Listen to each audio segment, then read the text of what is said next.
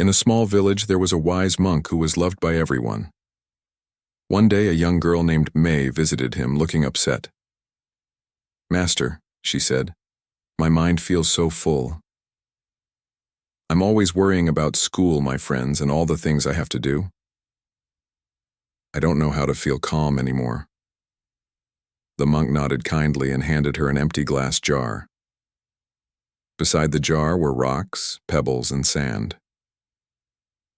"Fill this jar," the monk said, "but make sure it's full in the best way." May began with the sand, pouring it in until it reached halfway up the jar. Then she added the pebbles, shaking the jar to make them fit.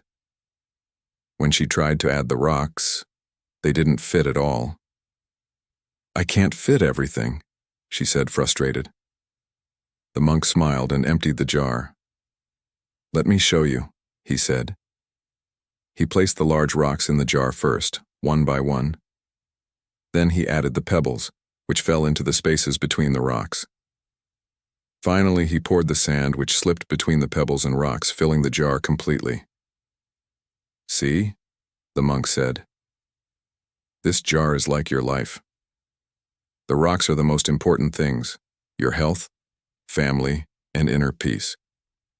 The pebbles are things that matter, but are less important, like school or hobbies. And the sand is everything else, small worries and distractions." May's eyes widened. "If I start with the sand, there's no room for the big things," she said. "Exactly," the monk replied. "Always put the rocks in first. Focus on what truly matters, and the rest will fall into place." From that day, May began focusing on the rocks in her life. Her mind felt lighter and she learned to let go of the small things. The life lesson. This story teaches us to focus on what truly matters, our rocks, and not let small worries fill up our lives.